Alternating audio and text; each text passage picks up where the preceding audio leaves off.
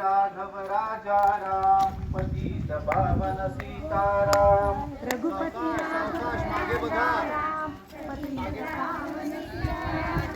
रघुपती राघव राजा राम पतित पावन सीताराम राजा राम पतित पावन सीताराम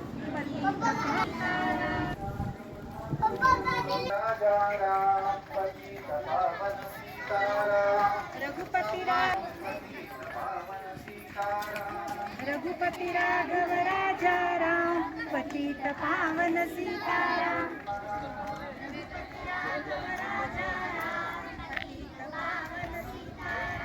रघुपती राघव राजा राम पतित पावन सीताराम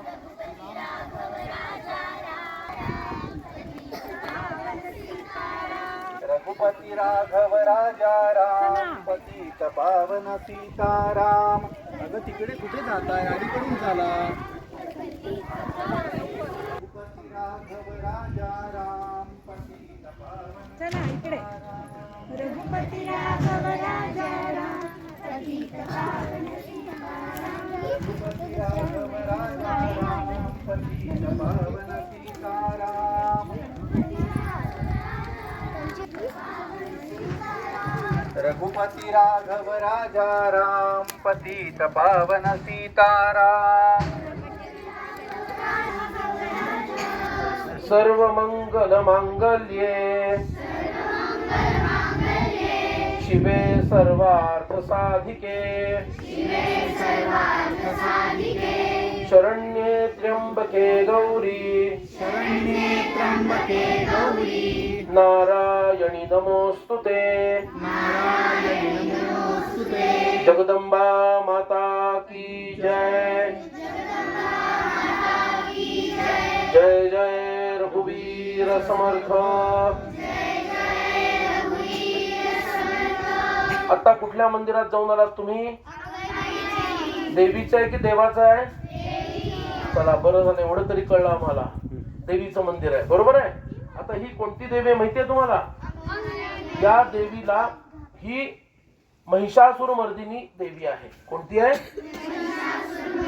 तिच्या चेहऱ्यावरचे भाव बघितले सांगा कोणता भाव आहे तेवढं विचारू नका भाव बघितले रागात आहे वा वा वा वा वा खूप छान चला आता दुसऱ्यांनी आनंदात आहे म्हणून टाका म्हणजे मोकळं व्हायचं कुठला भाव आहे तिच्या चेहऱ्यावरती एका प्रकारचा चिडचिडपण आहे आणि शांतता अरे वा इकडे चिडती आणि इकडे शांत आहे शांत भाव आहे आता महिषासुर मर्दिनी आहे जाऊ दे थांब त्याला जाऊ त्याचा तो जातोय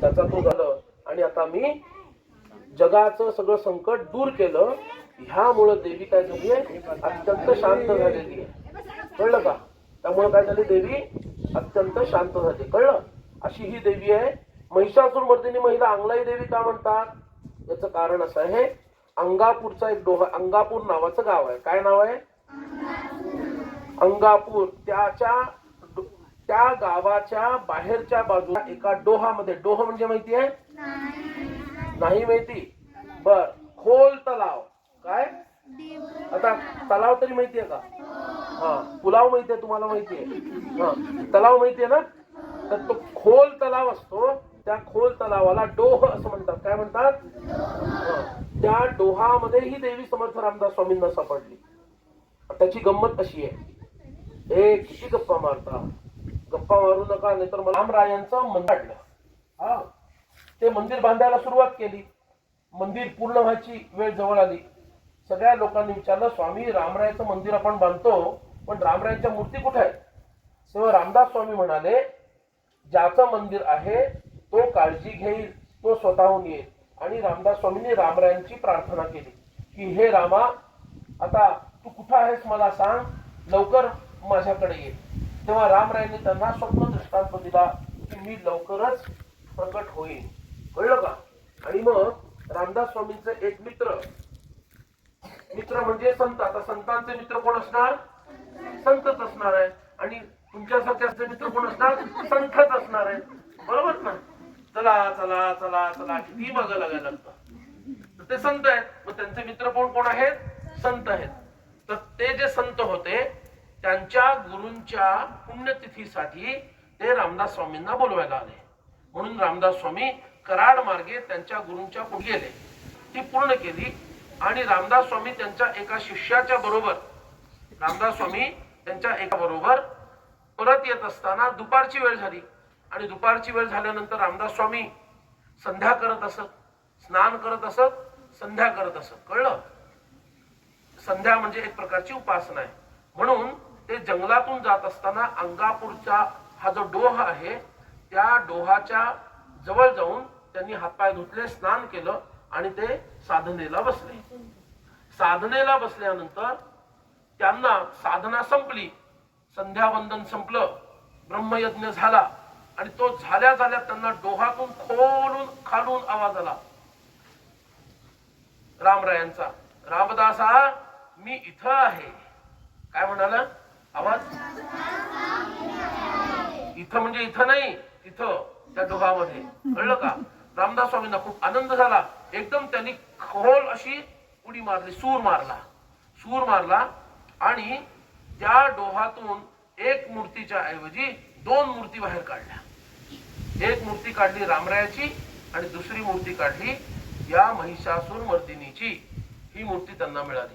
मग रामदास स्वामींनी रामरायांची मूर्ती चाफळच्या मंदिरामध्ये स्थापन केली आणि त्यांना जी प्रेरणा झाली त्या प्रेरणेनुसार त्यांनी त्या अंगापूरच्या डोहात असणाऱ्या महिषासुर मर्दिनीची मूर्ती या ठिकाणी स्थापन केली.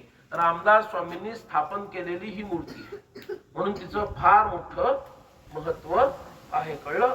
आणखी एक महत्व आहे. रामदास स्वामींची कुलस्वामिनी भवानी माता आहे. कोण आहे? शिवाजी महाराजांची कुलस्वामिनी भवानी माता आहे. दोघांची कुलस्वामिनी कोण आहे? बर, त्यांची भवानी माताच का कुलस्वामिनी आहे हेही ऐकून घ्या. कारण जो महाराष्ट्र धर्म सांगितला, मराठा ती तुका मेळवावा. काय आवाजात दम नाही. किती वडे खाल्ले त्यांना? वडेच खायला द्या, यांना काही बोलायला सांगू नका. कसा पाहिजे आवाज? मराठा ती तुका मेळवावा, आपुला महाराष्ट्र धर्म वाढवावा, ये विषयी न करिता तकवा, पूर्वज हासती. म्हणजे सगळे मराठी लोक, सगळे देवाधर्माला मानणारे, स्वराज्य मिळवण्याची इच्छा असणारे हे सगळे लोक म्हणजे मराठा. कळलं का? तो सगळ्यांना एकत्र करा. मराठा ती तुका मिळवावा म्हणजे काय करावं? एकत्र करावं. आणि काय करावं? आपुला महाराष्ट्र धर्म वाढवावा. हे जे देश स्वतंत्र करण्याचा जो आपला संकल्प आहे आणि हिंदू धर्माची पताका भगवा ध्वज सगळीकडे फडकला पाहिजे. जो सध्या हिरव्या रंगाचा ध्वज फडकतोय त्या काळामध्ये सगळीकडे मुसलमानी सत्ता होती, हिंदूंची सत्ता कुठंच नव्हती. मग त्या मुसलमानी सत्तेला पाडून हिंदूंची सत्ता स्थापन करण्यासाठी जे जीवन जगायला पाहिजे त्याला महाराष्ट्र धर्म असं म्हणतात. कळलं का? त्याला महाराष्ट्र धर्म म्हणतात. आणि म्हणून आपला महाराष्ट्र धर्म वाढवावा. आणि तकवा म्हणजे प्रयत्न. ये विषयी न करिता तकवा. याच्यासाठी जर तुम्ही प्रयत्न केला नाही तर तुमचे मोठे मोठे असणारे पूर्वज ते तुम्हाला हसतील, म्हणतील कुठला करंट हा माझ्या वारस म्हणून जन्माला आला. अरे आम्ही या देशासाठी, या धर्मासाठी किती मोठं कार्य केलं आणि हा बघा काय त्या मुसलमानाची नोकरी करत बसलेला आहे TCS मध्ये जाऊन. वेगळाच विषय बोललो मी. साठी जीवन जगायचं. कशासाठी जगायचं? भगव्या ध्वजासाठी जगायचं, भगव्या ध्वजासाठी मरायचं. कळलं? याला रामदास स्वामींचा आणि शिवाजी महाराजांचा भक्त म्हणतात. नुसतं जय भवानी जय शिवाजी म्हणून होत नाही का? त्याच्यासाठी जगावं लागतं. कळलं का? मग हा जो महाराष्ट्र धर्म आहे, शत्रूशी कसं लढायचं, काय करायचं, कधी माघार घ्यायची, कधी हल्ला चढवायचा, हे सगळं ज्या महाराष्ट्र धर्मात सांगितलं. त्या महाराष्ट्र धर्माची मुख्य देवता, त्या देवतेचं नाव आहे जगदंबा भवानी आहे. आणि म्हणून त्याच देवीच्या घराण्यामध्ये शिवाजी महाराज पण जन्म आणि त्याच देवीच्या घराण्यामध्ये समर्थ रामदास स्वामी सुद्धा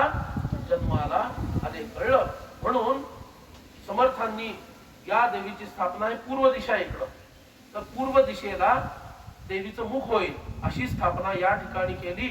आणि नंतर शिवाजी महाराजांनी रामदास स्वामींना, हा जो गड आहे हा रामदास स्वामींचा नाही आहे, हा गड आहे शिवाजी महाराजांचा. कुणाचा आहे?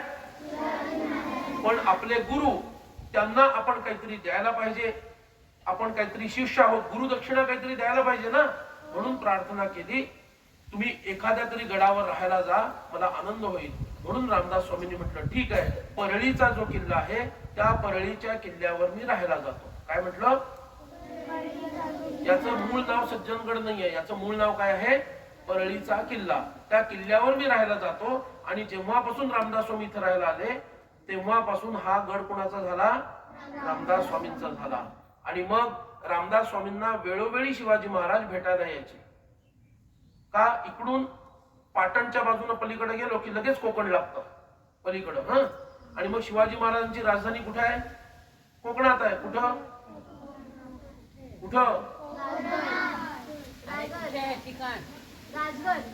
राजगड जुनं झालं. रायगड ही राजधानी. कोणती? रायगड.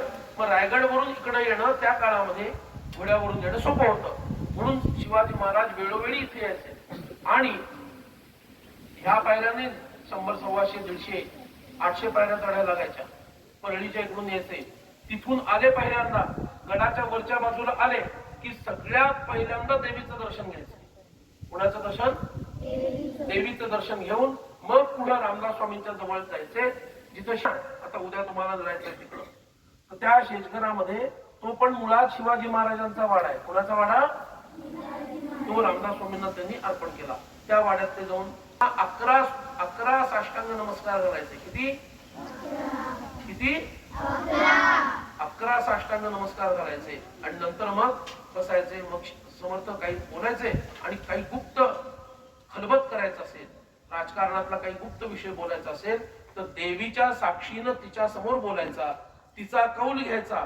तिला जर हो वाटलं की हे कार्य करायला हवं, देवी समर्थांना सांगत असे, शिवरायांना सांगत असे, बरोबर आहे असं करा. तिला आवडलं नाही तर ती सांगायची हे करू नका. तिच्या आज्ञेचं पालन करून दोघ जण निर्णय घ्यायचे. आणि मग शिवाजी महाराज परत त्यांच्या रायगडावर जायचे. कळलं का? इतकं या देवीचं महत्व आहे. म्हणून महाराष्ट्र धर्माची मुख्य देवता तीही आहे. आणि तिचं मूळ स्वरूप कुठं आहे? तुळजापूरला आहे. मूळ स्वरूप कुठं आहे तिचं? ठीक आहे. तर हे या देवीचं महत्व आहे. इथं जवळ धर्मध्वज आहे, त्या बाजूला गेलात की दिसेल भगव्या रंगाचा. हा धर्मध्वज काय आहे? भगव्या रंगाचा ध्वज आहे. इथं हिंदूंचं शासन चालतं, हिंदूंची सत्ता चालते. इथला राजा हिंदू आहे, इथला धर्मगुरू हिंदू आहे. आणि हिंदू नियमानुसार आम्ही इथं जगतो हे दाखवणारा तो काय आहे? धर्मध्वज आहे. कळलं का? जगदंबा भवानी माता की, छत्रपती शिवाजी महाराज की, धर्मवीर छत्रपती संभाजी महाराज की, राष्ट्रगुरु समर्थ रामदास स्वामी महाराज की, आर्य सनातन वैदिक हिंदू धर्म की जय जय रघुवीर समर्थ. आता परत मगाशी छान जसं तुम्ही जोडी